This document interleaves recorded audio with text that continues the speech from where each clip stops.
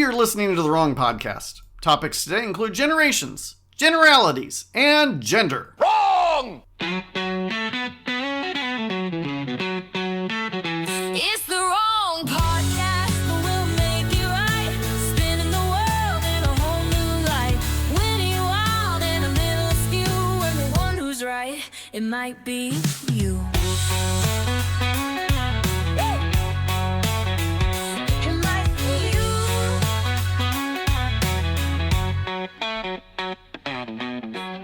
Hi, I'm Tim. I'm here to talk about politics, culture, religion, sports, and anything else you're not allowed to talk about in polite company. Issue number 1! Zoomers.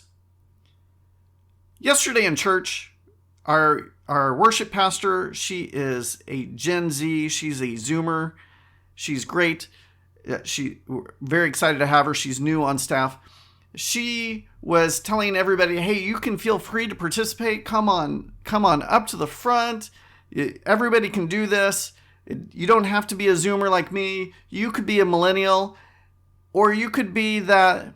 What's that other generation that comes after millennials? And what cracked me up about this was that if you were a Gen Xer, like I am, and my stats say most of you are, if you're a Gen Xer, you know that the one thing Gen X is known for is being forgotten. And here this young woman just playing right into it. Not joking, not underhanded, just she has no idea who Gen X is, which is typical. She eventually found the term, which is ironic because she knew the term Gen Z, but was not readily familiar with the term Gen X. Not just besmirching her at all, it's just the plight of the Gen Xer. And yes, baby boomers, that's right. We have a Gen Z worship pastor. Do you know why we have a Gen Z worship pastor? Because Gen Xers are in charge at my church, and we are not baby boomers. We are not holding on to everything until the day we die. I don't know why I might feel the need to say that to baby boomers, but I do. Who knows? Who knows why I feel that way? One thing I have noticed about Generation Z, the Zoomers.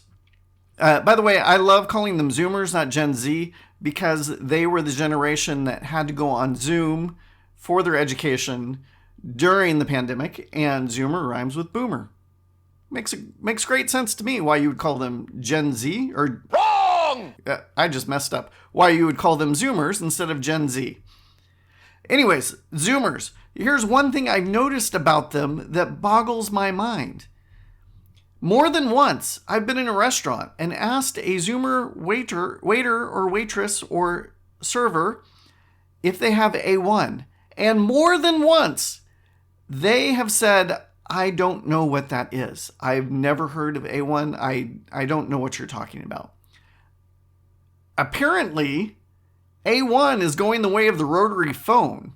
It is dying out. I have not looked at the stats for steak sauce consumption over the last several decades, but based on the response I've received from several Zoomer waiters, I'm saying this stuff is going out. Like, I'm the last person to be using A1 for any entree at all.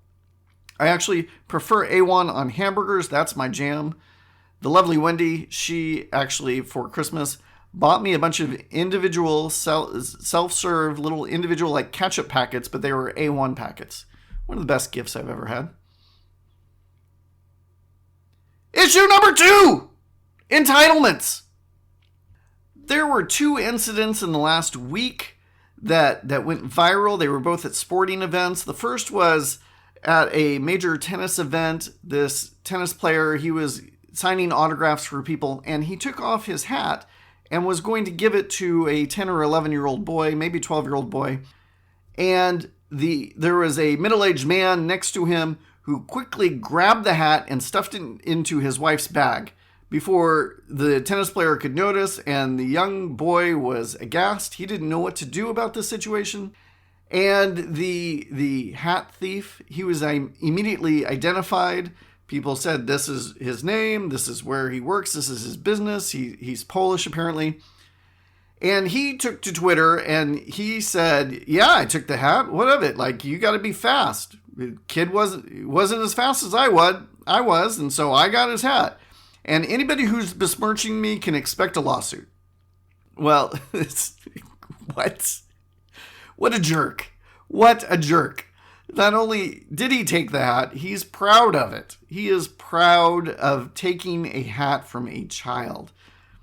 Second story is, it happened over the weekend. A home run ball was hit by Harrison Bader. He plays for the Philadelphia Phillies. Really creative name there, guys. Philadelphia Phillies. What exactly is a Philly? Well, it's somebody from Philadelphia. That's why I root for the New Yorkies. Anyways, the home run was hit into the outfield seats, and a bunch of people go for the ball. Nobody was sitting directly where the ball was hit. A bunch of people go for the ball. This dad is able to get the ball. He immediately takes it to his son because it's his son's birthday. And he puts the ball in his son's hat. And this woman, this middle-aged woman, she comes up to him and she is angry. She hits him in the shoulder. It's like, you took that ball from me. That ball belongs to me. It was hit closest to my seat. That should be my ball.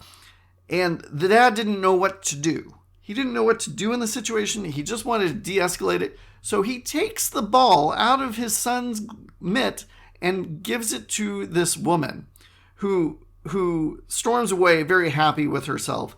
People have termed her Philly's Karen. My apologies to Karen Swallow Prior and all the other Karens in my life.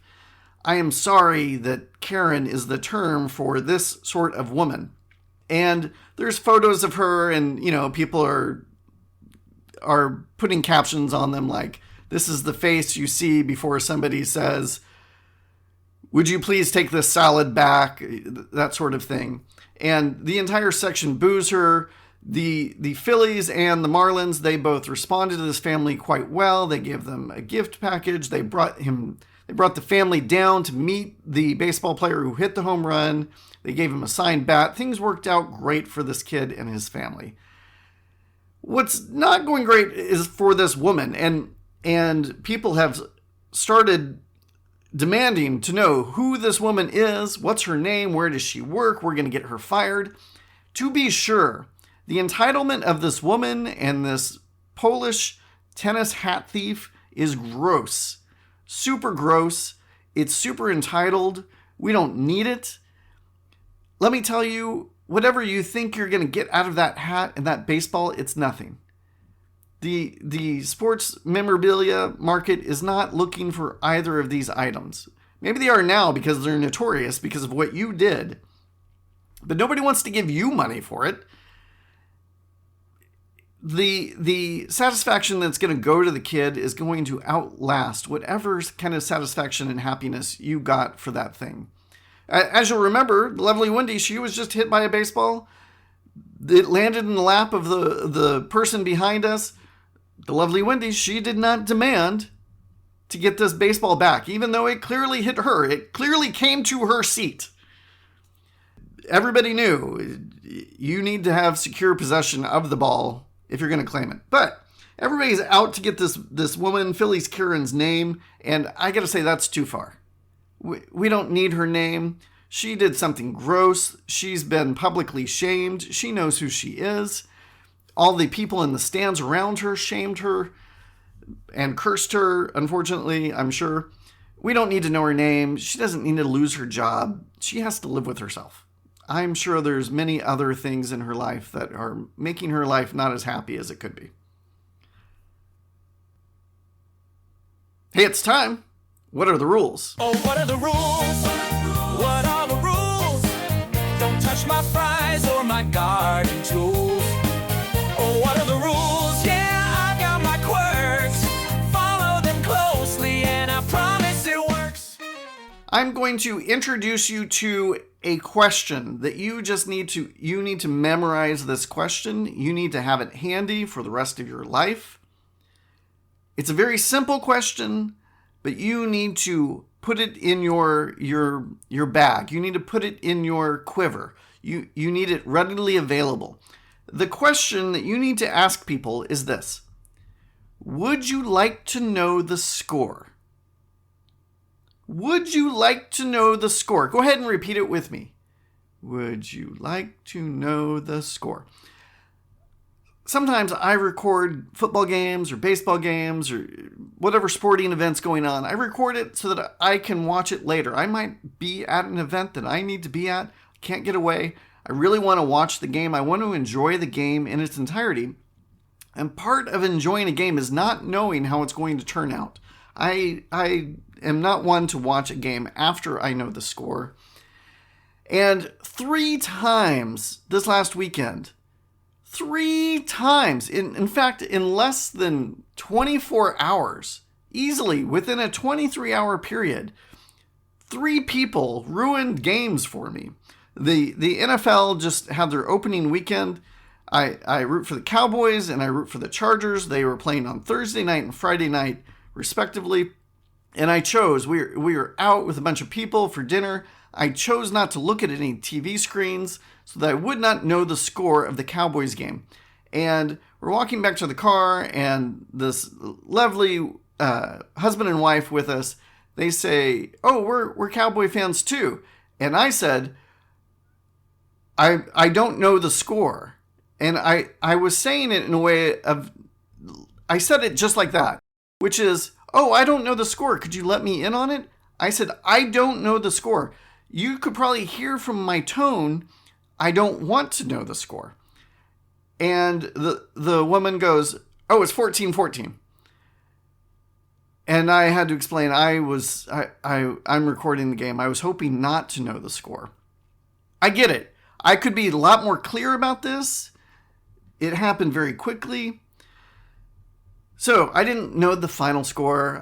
I was able to go watch the game later. The next day, the Chargers are playing. I'm wearing a Chargers shirt.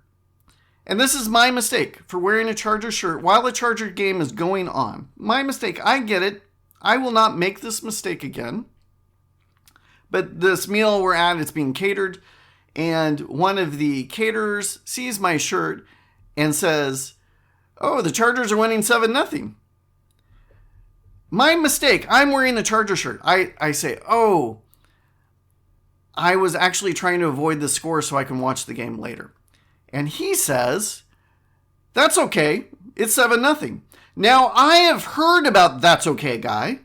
I've never actually encountered That's Okay Guy. That's Okay Guy doesn't say, "Oh, I'm so sorry," when they do something wrong. Instead, they say, "That's okay. You just ran over my dog. That's okay. Your dog's dead." They don't say, "I'm sorry your dog's dead. That's okay. Your dog's dead." I've heard about this guy. I've never actually encountered this guy. Have any of you else, any of my listeners, have you heard about That's Okay Guy? Because I have heard of this guy, and maybe it actually is this guy. Maybe it's somebody local. He doesn't say, "I'm sorry." It's my place to say that's okay. It's not your place to say that's okay. You're the one who did something that infringed on my happiness. And he doubled down on it. After I explained that I'm trying to avoid the score, he said at least twice, "That's okay."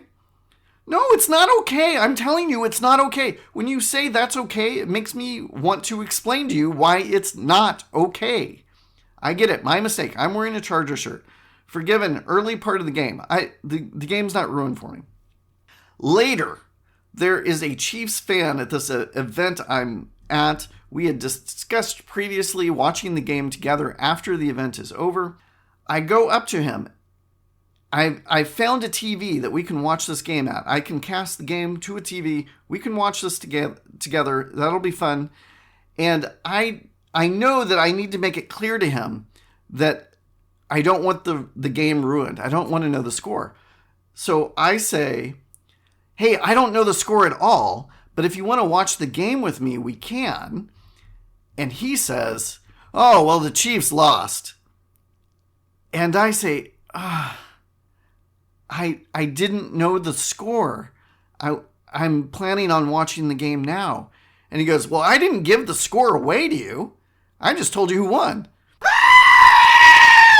Like, that makes it any better. That doesn't make it any better at all. And his wife was looking at him like, what are you doing?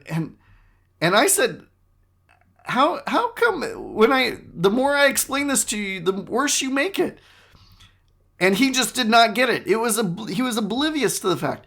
And I get what people are trying to do. They're trying to help you out.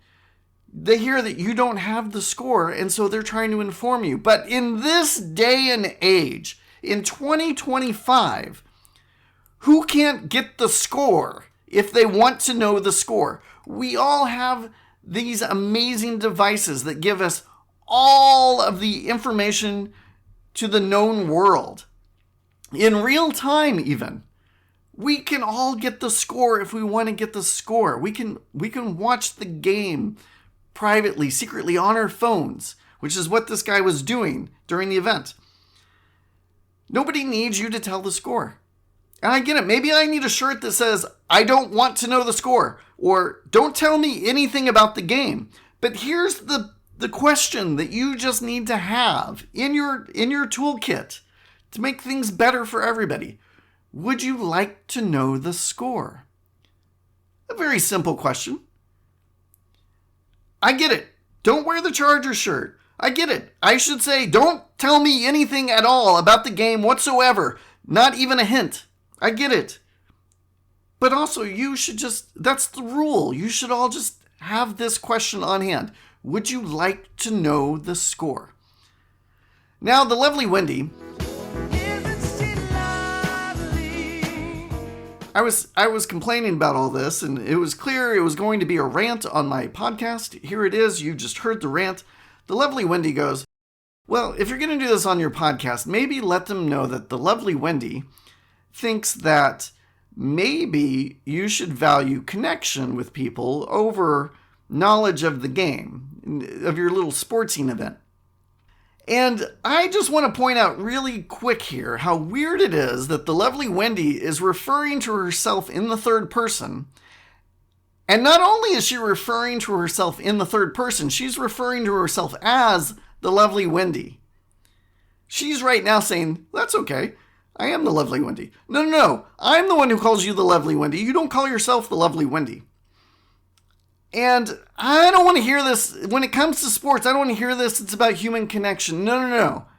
It's about the sporting event. That I am a man. I am out to enjoy the drama and the theater of this sportsing thing.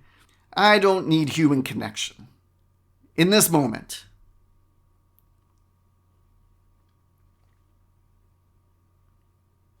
Remember, I want to know what's wrong with you. What's wrong with you? If you'd like to submit a question, topic, or tell me how I was wrong, you can email me at listen@therewrongpodcast.com or submit a comment at my website, Wrong!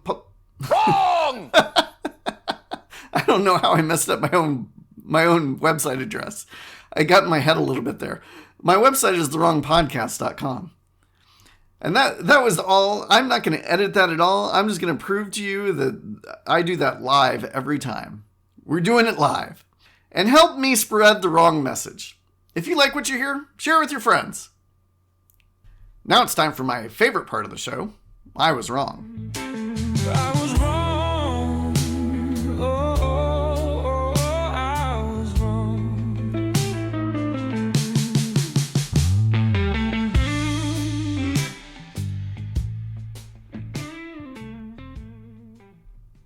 Listener Drew writes in and says, I'm listening to your podcast while working out, Tim. Listener Brent talked about not having to take shoes off in TSA, which I think brings up a great point. Now that we don't have to take our shoes off until after TSA, we can save that step for when we're sitting on the airplane. I know you agree with me. Wrong.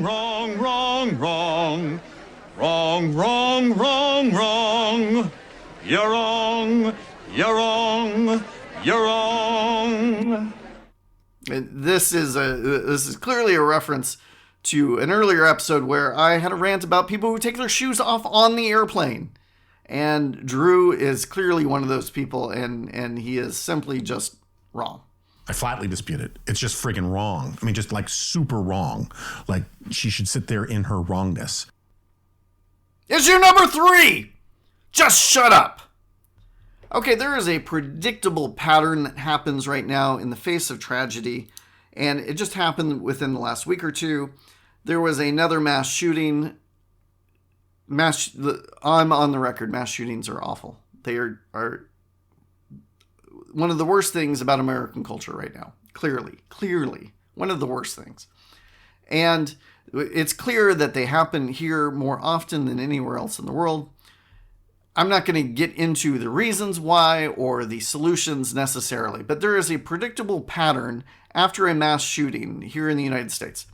The first thing that happens is that somebody who is clearly insane gets their hands on a gun and decides that they need to enact a massive act of violence to cure themselves or to fulfill whatever is causing their insanity. That's clearly the worst part about all of this, obviously. The second thing is that people hear about the shooting and they immediately say, this is awful. I'm offering my thoughts and prayers and compassion and concern for anybody involved in this terrible event. The third thing that happens is that someone gets online and says, save me your disgusting thoughts and prayers unless you're going to do something about this. That is the pattern. Terrible shooting happens. Somebody says, this is awful, thoughts and prayers to the victims. And the third thing is that somebody condemns anybody who has any sort of condolences for the victims at all. And it's the third step. It's clearly not as bad as the first step, clearly. But the third step is people getting online and saying they're what you're basically saying, if you're a part of the third step, what you're basically saying is, unless you agree with me on how to fix this problem, unless you agree with me that the way to fix this problem is to confiscate everybody's guns, then you just need to shut up. If you do not agree with me on the need to confiscate every gun in the United States of America, then you need to shut up. I don't want to hear anything you have to say. And I get it. I get it. You are scared. You are sad. You are frustrated. But this is not a very good solution at all to the problem. This doesn't help anything. In fact, it makes things worse. Do you know what helps even less than praying and expressing condolences to people who are hurting? What helps even less than prayer, and I'll own it, I'm a man of faith. I pray. I understand your skepticism about whether or not prayer is effective. I'm a man of faith, and I have doubts about prayer too. I pray daily. I'm not always sure that this is working, that this is doing anything. That's part of my journey of faith. I think you will find that many people who pray daily will say something similar.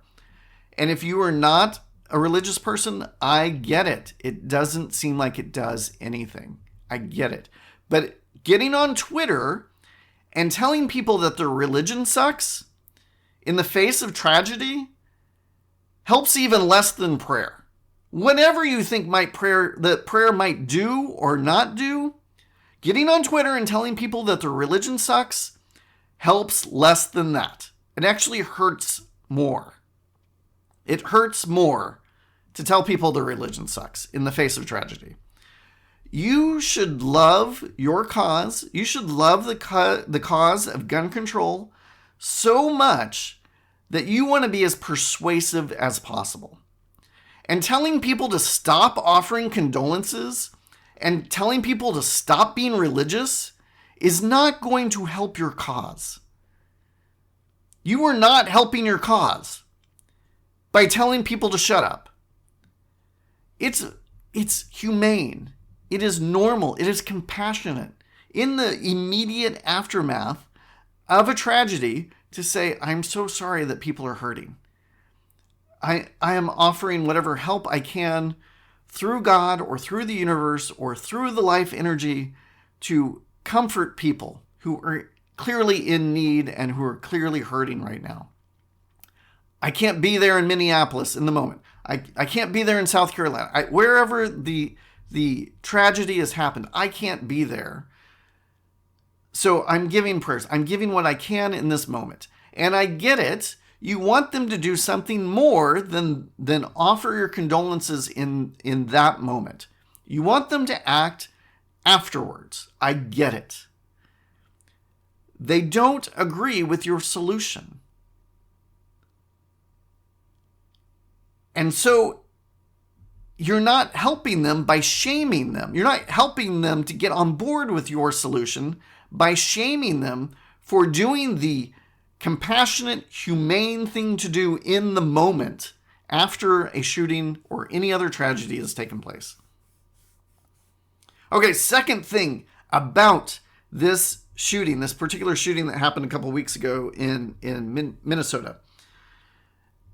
There are people on the right, the people on the left want to blame guns. They want to blame gun owners. There are people on the right who want to blame all trans people for this insanity. And this is not it, bub. This is not going to fix anything. Yes, this shooter was trans. This shooter had changed his name. He was attempting to become a woman. He was hoping to be a female in some sort of way. He also expressed regret. He said he was tired of being trans. His transsexuality was not the beginning and end of his troubles. They go much, much deeper than that. Much, much deeper than that. And there is a phrase that after you memorize the phrase, would you like to know the score? There's another phrase that you should have on hand, and that is correlation does not equal causation. Just because two things happen to be lined up with each other, the two things present in this situation, in this case, transsexuality and a mass shooting, does not mean that the transsexuality caused the shooting. In a related sort of example, people say, well, look at all the autism that's on the rise now since we've started taking all these vaccines.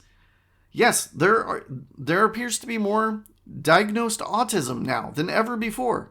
And yes, people are using vaccines more than ever before. But that doesn't mean that one causes the other. There's also a lot more health food stores. There's a lot more gyms than ever before. There's a lot more electric vehicles than ever before. That doesn't mean any of those things are causing autism. And yes, in this particular instance, there was a trans person who did something incredibly violent and destructive. There's also all sorts of other shootings that take place that have nothing to do with transsexuality. And it shouldn't shock us at all that somebody who does something crazy doesn't feel connected to their body. Crazy people in general do not feel connected to reality. And therefore, they don't feel connected to their own bodies. And in our culture, this current moment, the zeitgeist says, hey, if you don't feel connected to your body, well, we've got this one cool trick that will help you rediscover your own physicality. And that is to try to attempt to switch your gender, try to attempt to change your sex. That's why you don't feel connected to your body. No, insanity is what has made you not feel connected to reality or to your own body. Insanity is the through line through all of these shootings because it is insane to think you can change the world by walking into an elementary school and shooting children. That is insanity. That nothing is going to change what you might think is going to change. The only thing that might change is your existence will cease to be. That's what's going to change. And in part, I think that's kind of what they want. They're in so much pain that they need to do something destructive so that their insanity can end one way or another. And yes, I'm using the word insane. I'm using the word crazy. Some of you might feel triggered by that. Some of you might want to change my phrasing and say it's mental health. They lack mental health. Yes, they lack mental health. a way of saying that they lack mental health is crazy. It's saying insanity. That's what this is. It's evil and it's insane, and their insanity has caused them to do something evil. The only joke I can remember from any Pink Panther movie is the Inspector Clouseau. He says, "This man is insane," and somebody says, "We don't use that term anymore." And he says, "Well, what term do you use?" And the doctor says, "Now." And Clouseau says, "Well, he's very now. Call it whatever you want. It is that." Yes, I agree. I am not a fan of term policing. I understand why you want to change the terms. When it gets down to it, we're all talking about the same thing. And eventually, people are going to say, you shouldn't use the word lack mental health. We shouldn't talk about mental illness. It's not mental illness. It's brain illness. I've actually heard people say that. Call it what you will. That's the cause of these shootings. There was immediately, like 2 days after the shooting, this move from some people in the government to say, hey, you know what we need to do?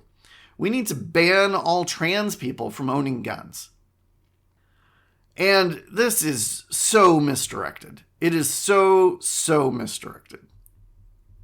I have my problems with transsexualism, with the ideology that comes with transsexuality right now. I have a problem with the ideology a lot more than I have a problem with the people, than with trans people. But this is so misguided. Just like all other gun owners, the vast majority of trans people are nonviolent, peaceful, responsible gun owners. The vast majority of them. It is so wrong to say that we're going to strip them of their rights. Owning a gun in the United States is a right. That is a source of much frustration.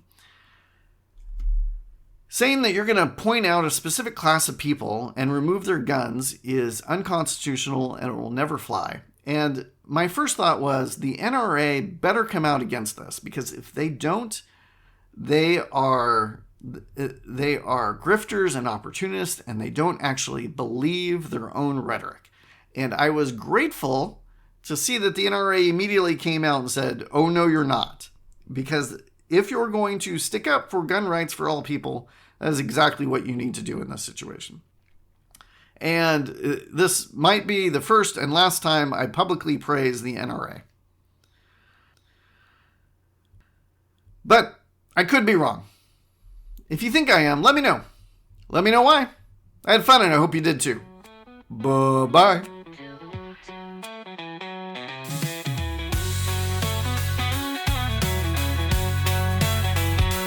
might be you. It's the wrong podcast.